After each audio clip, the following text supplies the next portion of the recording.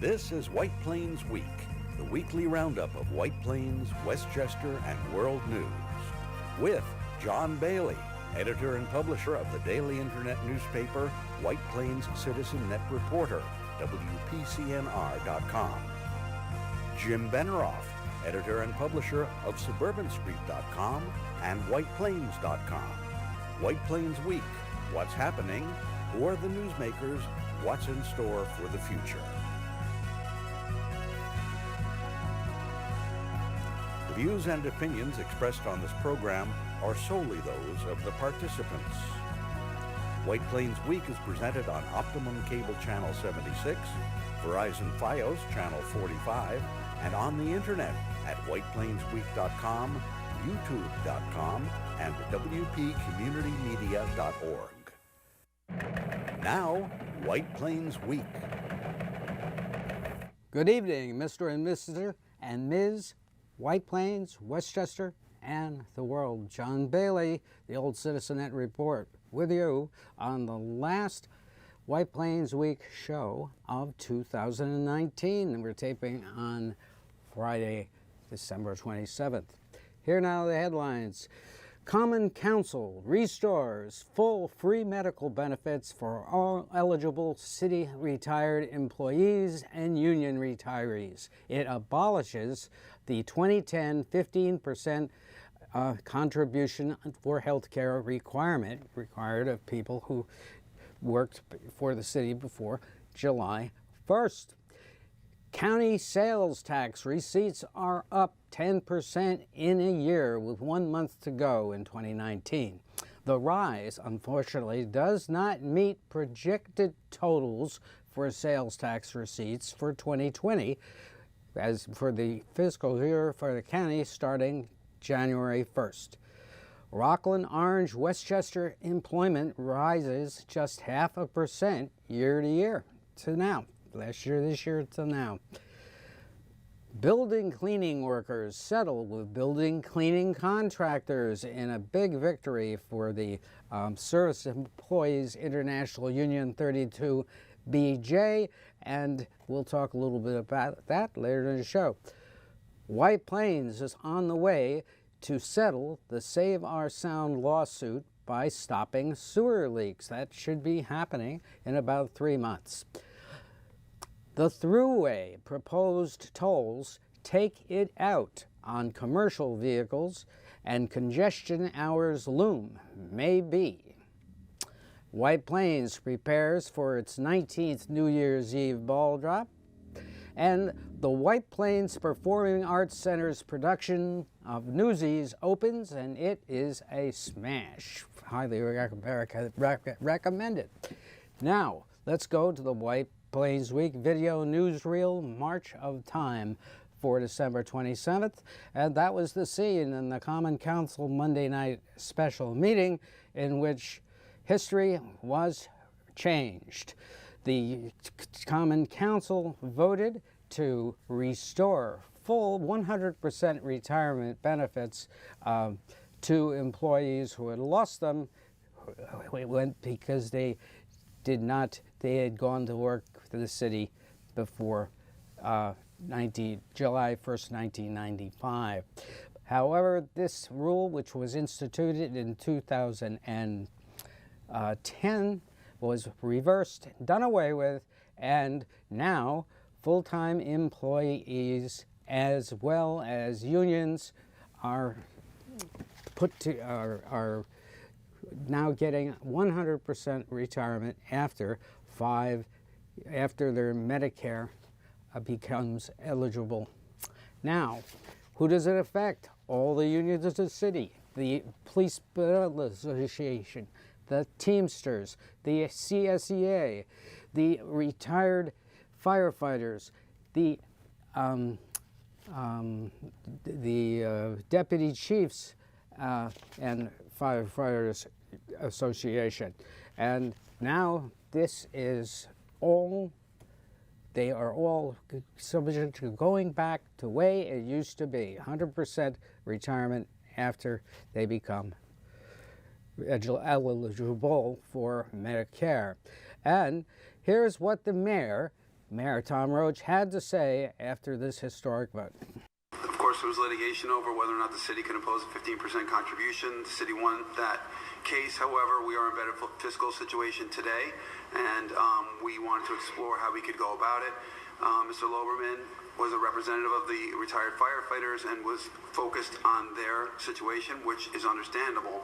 But what we do for one, we do for all. So we had to examine it, in my mind, and I think the majority of the council, for the impact it would have on not only other retirees, but also existing union contracts. It was a complicated thing that we had to go through. So the initial ordinance that was provided by Councilwoman Lacona and Councilman Crolian dealt with the firefighters and indicated that they wouldn't be required to repay the 10 years back contribution, and those that had contributed would not have it reimbursed. So to me, that was an issue of fairness right there. If someone has been paying over the 10 years, it just wouldn't be fair to say that you're not getting the money back. So when we start looking at the numbers, if we start giving everybody their money back, that becomes financially prohibitive and requires tax increases that the taxpayers would not be able to bear, I don't think, or would not wish to bear.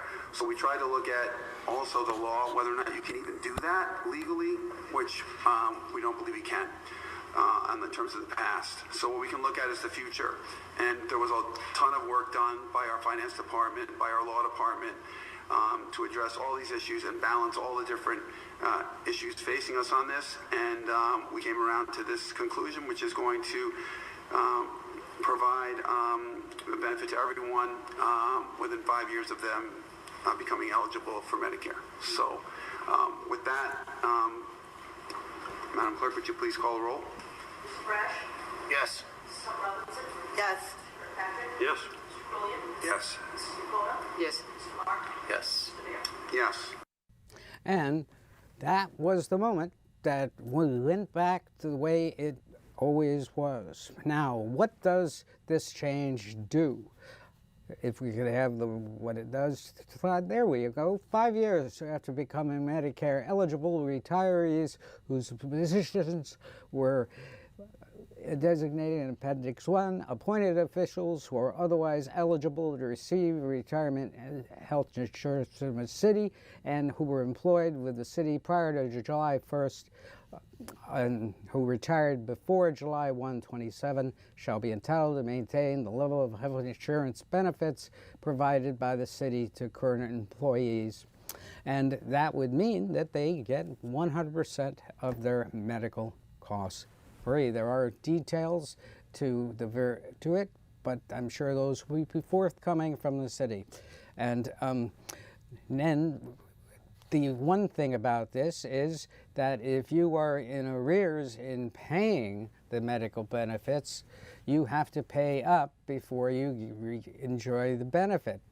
Next, there we are. Shall not apply to any retiree who at any time following the effective date has an outstanding balance due for prior premiums and who fails to remit payment in full upon demand by the Commissioner of Finance. And this is an interesting problem if you have failed to pay those premiums. And finally, that we should be, it was pointed out that this was lobbied very hard for by the retired firefighters most affected by this, and a good case was made over the last year by the firefighters representative whom the mayor mentioned.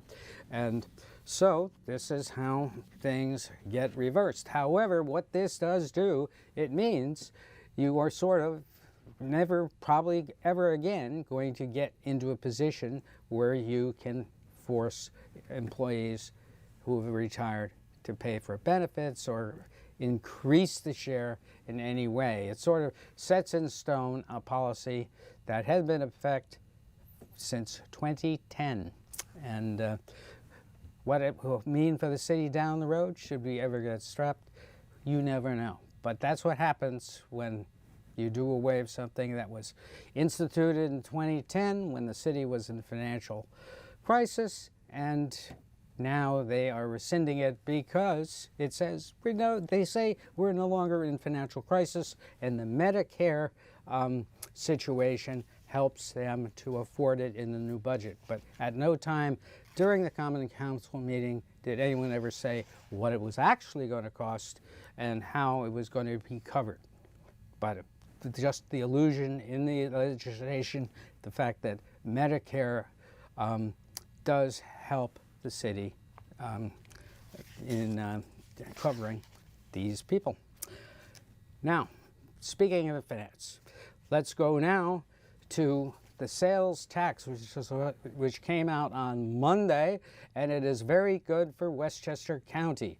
It is on track to hit $670 million for the year. A $59 million December, which is what the county will probably get with the 1% increase in the sales tax, makes you $607 million. It's a 10.4% increase, and 2020, if it continues trending up with a 15% increase, you would earn $698 million in sales tax dollars for the county. However, when they've budgeted for a $747 million sales tax handle in 2020, that means they're still $49 million off unless we get a whopping big increase. Let's see what kind of whopping increase does. If you have a 20% growth, that creates $120.4 million more in sales tax receipts, which equals $728.5 million. And you're still a tad down about, let's see, the red type there isn't quite, but you're about $131 million down on the deficit there. And if you have a 25% growth, which is what the county approximately predicted, you would get $158 million, and there you have your $759 million, which gives you an $11.7 million surplus. So that's what they need next year, bearing in mind this year they're only going to get 10.4%. Now, coming up next, the county obviously needs more. What if the county sales tax dollars slows growth? A 12% growth rate instead of 15% equals $680 million. That's a $67 million deficit short of the predicted $747 million in sales tax receipts. And God forbid, if we're steady, 10% growth for the county means $61 million, even with the 1% sales tax for a whole year. $73 million deficit short of $747 million in sales taxes as predicted. So, I mean, those are a far cry from the $15 million the Democrats were whining about that Astorino left the county. So they better take a look at this very carefully from the get-go and see if they are even approximating 20%, because the figures tell the story. I mean, you have got to have it, unless they have already been guaranteed it for some reason. Promises made that you're good for it, which would be an interesting concept if they know it's coming. Wouldn't it be nice if we know what was coming? Now, how's White Plains doing? Let's take a look. We are good, folks. From July to November of 2019 to 20 fiscal year, we have earned $21 million in sales tax receipts. And last year, we earned $20.3 million at this time. And so we are up 4.3%. This is good. If we may have a really super September, but we'll have to see. Super December, and that will put us in even more shape, making the stretch run through the end of our fiscal year.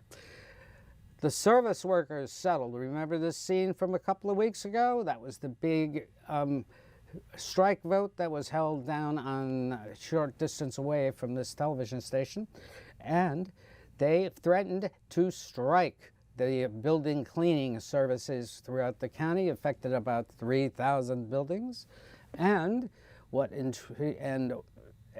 was interesting about this is that the Teamsters said they would not cross SEIU picket lines, which I think had a great deal to do with the settlement which was reached last Friday. And congratulations to everybody working it out. It's really great when a good plan comes together, and salute the Teamsters for saying, we're not delivering if you're not cleaning the building. Great job by the Teamsters supporting the SEIU. Now, the Tappan Zee tolls released last week, and there's the gantry of the Tappan Zee Bridge, which records all you folks your easy passes, and even without the easy passes. But what is interesting about these tolls is how they affect the whole toll mix. They have the next slide, please. There we are. And as you can see there, in 2021 and 2012, the tolls go up for the residents with Easy Pass, and then it also really raises the tolls terrifically on the commercial vehicles. So what does this tell you? It means that the commercial vehicles will deduct the higher amounts of their tolls as a cost of doing business, and they will pass the costs on to you, my friends. And so eventually we will winding up paying for it. And what is interesting about this is hidden deep within the New York Thruway's website on this is graduated congestion rates for motor vehicles, varying by about a half hour for each. So it would be impossible to try and hit the bridge at a potential time. You'd have to really work on it to avoid getting excess rates when congestion rates pop in. But of course, the New York State legislature has to figure this out and pass it. We'll see. Now, remember this, that Governor Cuomo refused to veto it. He vetoed a measure that would have extracted penalties for persons that scoff law and do not pay the bills for Easy Pass. So this is creating the situation that exists at the Spuyten Duyvil Bridge, where they decided it was not worth collecting the tolls on people who did not have Easy Pass, so foregoing 15–20% of their revenues. What kind of business is that? I mean, you are giving free rides to people who disobey the law, and you don't go after them. You don't take away their vehicle registrations, or you don't set up reciprocal agreements. This is crazy. I say they have to look at that, and they have to have penalties. Otherwise, the Tappan Zee Bridge is not the Spuyten Duyvil Bridge. There's a ton of traffic goes across that, and if they don't have the Easy Pass, and you're not going to enforce it or give them a penalty for not paying a mailed bill because you're shown going through it by going through the gantry with their license plate, well, you're shirking your duty. You're just not wanting to tackle a sticky political situation. And speaking of politics, we would like to know why the delays in toll increases for individual motorists to 2021 and 2022 was done. Because if you increase the tolls and they created quite a hubbub, then it would hurt you political. Maybe somebody is thinking of running for governor. You never know, do you? But all decisions are made with number one in mind, the politician. Now, moving along, a couple of weeks ago, we had a story about George Latimer instituting a study of this county sewer system to correct problems. He appointed Michael Kaplowitz to head up this study. Now, just out of curiosity, I checked to see if there was any suits going against the county still on this issue, and lo and behold, there is. 5 years ago, Save Our Sound organization sued the county and 7 towns for violations of the Federal Clean Water Act. And in September, the Westford Publications reported on the settlement of 3 suits against 3 towns, Mamaroneck, Portchester, and I talked to Tracy Brown, who heads up Save the Sound, and she told me that they're in the process of negotiating and finalizing settlements with the 4 other towns, including White Plains. I asked her what the terms of the settlement would be, and she told me that essentially it is an agreement that the city will allow, after they fix the leaks in their sewer system, to monitor to see whether the leaks have indeed been stopped. This is a very significant piece, because what it means is the city is going to have to invest money in the sewer system. Will it cost the city money? Ms. Brown told me that she did not expect it to cost the towns actual dollars, because there is a $5 billion fund set up by the Clean Air Act that will provide money for these sewer fixes, perhaps for White Plains. At least that is her opinion. Now, what does this have to do with Westchester County? It means that they've been aware of these problems for some time, and they didn't really make it quite clear that this wasn't a new initiative. It is basically, it appears to be as a direct result of this suit that Save Our Sounds initiated and won. And so now the county they have also suggested to the county, that is Save Our Sounds, they have also suggested to the county that the county look at making their sewer treatment plants more efficient, consolidating services. So these ideas of what the city is exploring is basically what Save Our Sounds has told them they should do. But so that we await that, we'll be hopefully discussing with Ms. Brown on People to be Heard in a couple of weeks, this whole sewage situation in the county and what it means for us. Now, some really excellent happenings this week around town. Newsies premiered last week at the White Plains Performing Arts Center. It is a terrific show with the leads in the upper left there, really handling both parts well. Jack Kelly is played by Alex Pracken. He is really great in the part as the wisecracking New York newsboy, who, once he gets interviewed by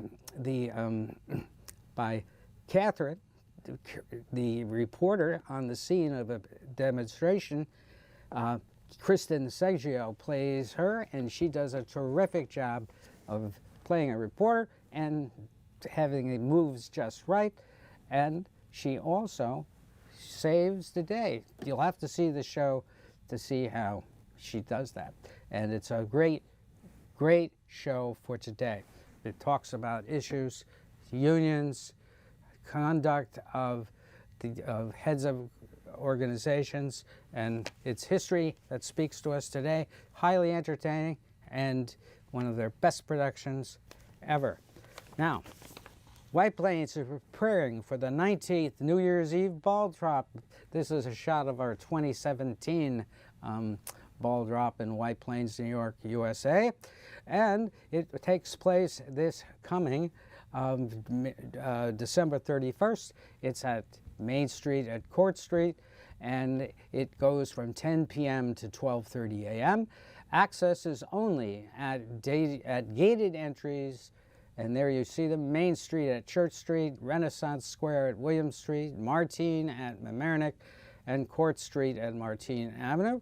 And another thing that you need to think about is that the Department of Public Safety has had legislation passed banning drones from being used during the ball drop. Do not bring your drone along. If they find you trying to fly it, that you will be fined $500. That is something they didn't talk about when they passed it on Monday night.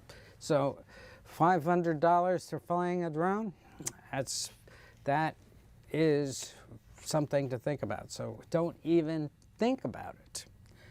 They consider it a security problem.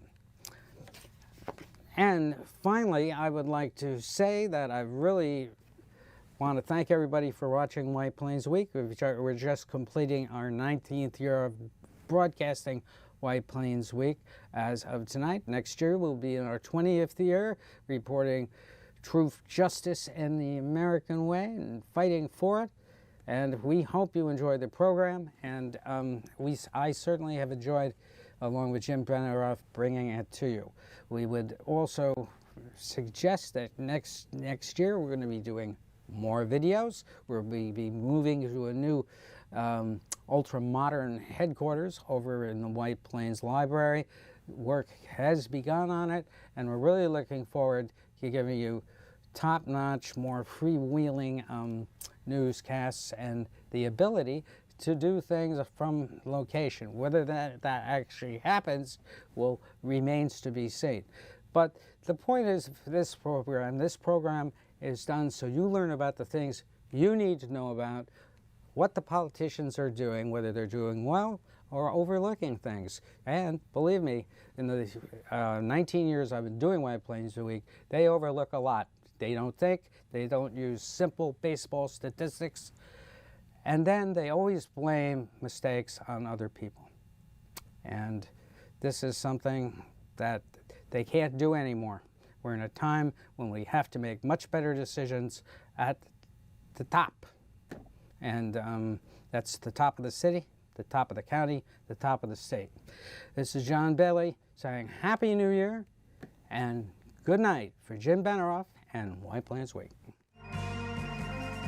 This has been White Plains Week, news and commentary about White Plains, Westchester, and the world.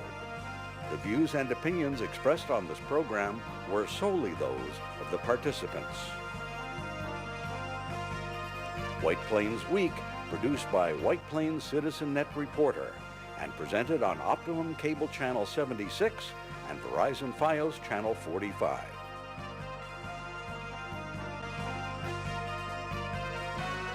You may view White Plains Week anytime on the internet at whiteplainsweek.com, youtube.com, and wpcommunitymedia.org.